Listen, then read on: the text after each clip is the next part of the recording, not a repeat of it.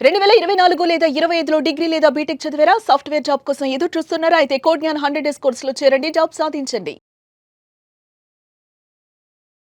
నమస్కారం సార్. నమస్తే. Sir direct question. హ్మ్. మనం మారితే పరిస్థితులు మారతాయా? లేక పరిస్థితులు మారితే మనం మారతామా? పరిస్థితులు మారాలి అని మనం వెయిట్ చేస్తూ ఉంటాం.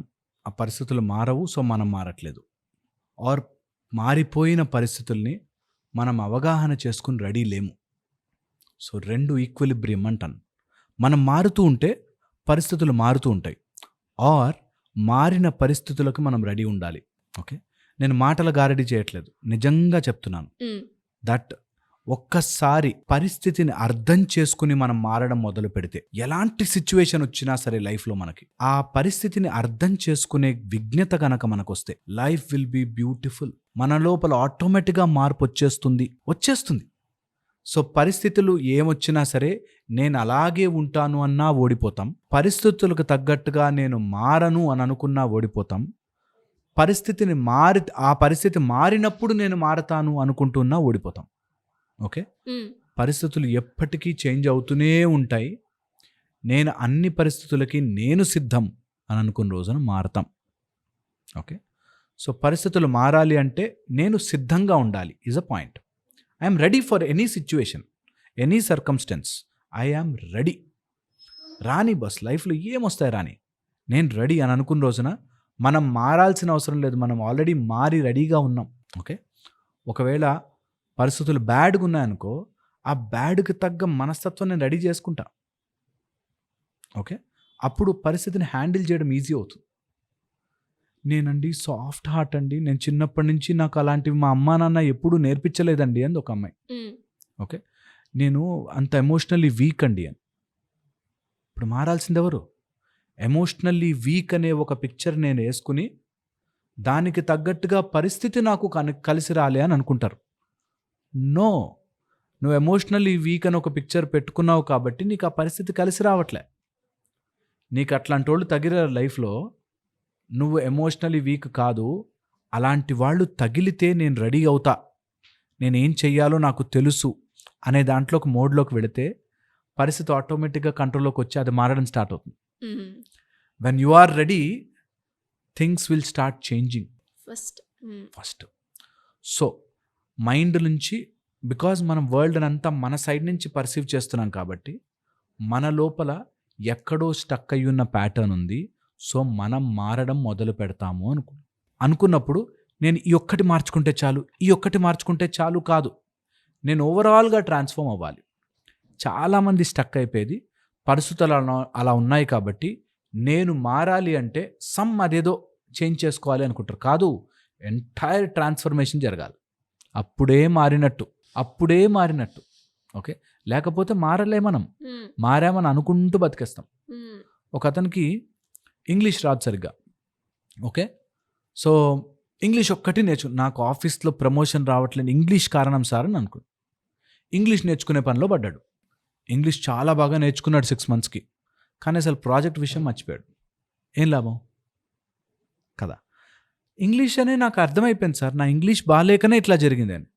ఇంగ్లీష్ నేర్చేసుకున్నాడు కానీ సేల్స్ రావట్లేదు, దాంట్లో మార్కెటింగ్ ఏదో జరగట్లేదు, దాని లోపల నుంచి నాలెడ్జ్ రావట్లేదు, ఓడిపోయాడు. నేనంట మొత్తముగా ట్రాన్స్ఫార్మ్ అవ్వాలి. నీకు ఇంగ్లీష్ రాదనే భయము పోవాలి, ఎలాగైనా నేను కన్విన్స్ చేసుకోవాలనే టాలెంట్ రావాలి, ఇంగ్లీష్ నేర్చుకోవడానికి నేను సిద్ధము అవ్వాలి, అన్ని రకాలుగాను మారాలి. మారడం అంటే అన్ని రకాలుగా టోటల్గా ట్రాన్స్ఫర్మేషన్ జరగాలి. అంతేగాని ఆ ఒక్క పరిస్థితిని మేనేజ్ చేసేస్తే అయిపోతుంది అనుకుంటే లైఫ్ ఇంకోటి వస్తుంది. రేపు ఇంగ్లీషా, రేపు మలయాళం వస్తుంది, అప్పుడేం చేస్తాం?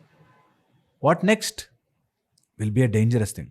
సో అందుకని పరిస్థితిని సమగ్రంగా అర్థం చేసుకుని దానిలో నేనేం నా లోపల ఎక్కడెక్కడ సెట్ చేసుకోవాలో చూసుకుని పూర్తిగా ట్రాన్స్ఫర్మేషన్ అయితే తప్ప మారలేము.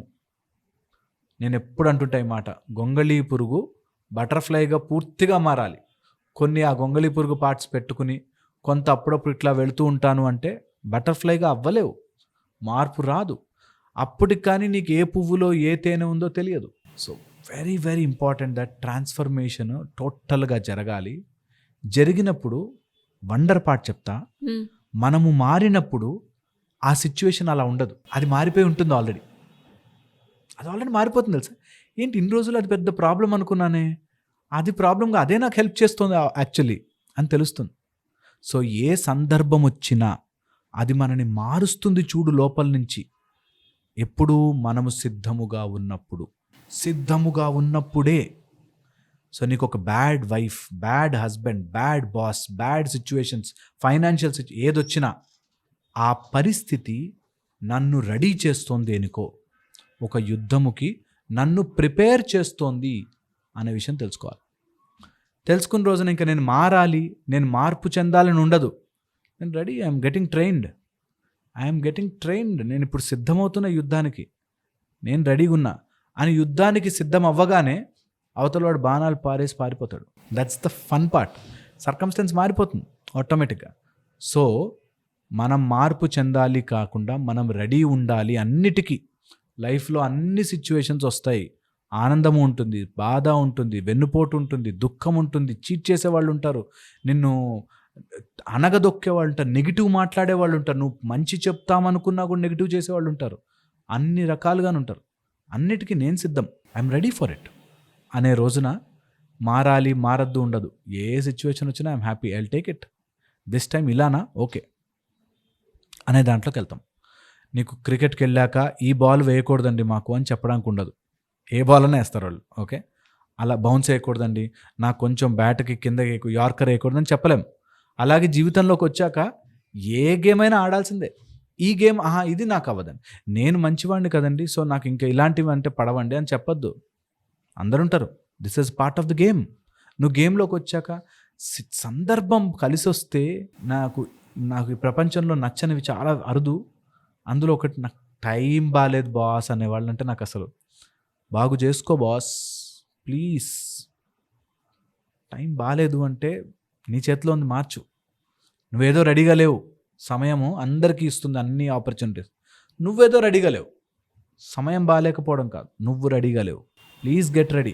ఏ ఆపర్చునిటీ అన్నా వస్తుంది నీ డోర్ దగ్గరికి, వెయిట్ చేస్తుంది. ఓకే, ఇది అందరు తెలుసుకోవాలి. ఒకవేళ తెలుసుకోవాలి అనుకుంటే నేను ప్రతి వీడియోలో చెప్తాను. సో ఎవరైనా అట్లా పరిస్థితులు బాగాలేవండి మావి, నేనేమైనా మారాలా అనుకుంటే ప్లీజ్ స్టార్ట్ చేయండి. 1, పరిస్థితిని పరిస్థితిగానే చూడండి, అది మిమ్మల్ని తినేసే దానిలా చూడకండి. ముందు పరిస్థితికి భయపడ్డవాడు ఓడిపోయినట్టే ఆల్రెడీ. యుద్ధంలోకి వచ్చాక అని వణకకూడదు, ఏదైతే అయింది బాణాలు వచ్చి తగులుతాయి మ్యాక్సిమం, అంతేగా రెడీ అనేటట్టు ఉండాలి. ఓకే, సో ఫస్ట్ భయం పడకండి ఎట్టి పరిస్థితిలో. ఎప్పుడూ సర్కమ్స్టెన్స్ చిన్నదే, ప్రాబ్లం ఎప్పుడూ చిన్నదే మనకంటే, ఇది గుర్తుపెట్టుకోవాలి అందరూ. Every problem is smaller than you. 1. Second వచ్చేసి, కారణాలు వెతుకుతూ అందులో గోతిలో ఉండిపోకండి.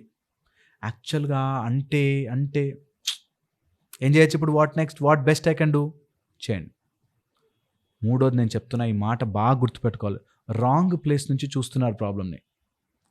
Change your place. అంటే నేను ఒక భార్యగా ఉండి ఆలోచించడం, భర్తగా ఉండి, నేను ఆ ఆఫీస్లో చిన్న ఎంప్లాయీనండి. Change your place. ఎంప్లాయీ, నీ అవసరం ఉంది కంపెనీకి, అక్కడి నుంచి ఆలోచించండి.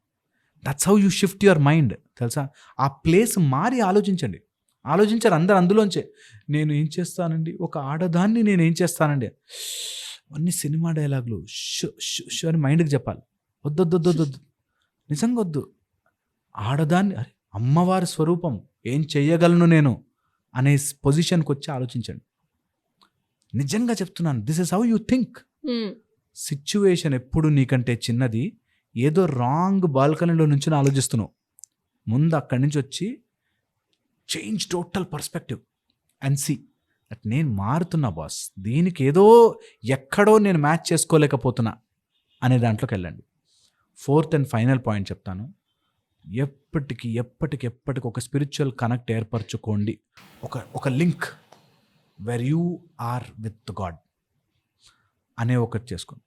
ఒకవేళ ఎవరైనా చేసుకోవాలనుకుంటే, అలాంటిది ఏదైనా చేసుకోవాలనుకుంటే, భయము కానీ మిమ్మల్ని సర్కమ్స్టెన్స్ ఆపుతుంది అనుకుంటే, హనుమాన్ది ఏదైనా ఒక ఉపాసన 41 రోజులు హనుమంతులు వారి ఉపాసన చేయండి.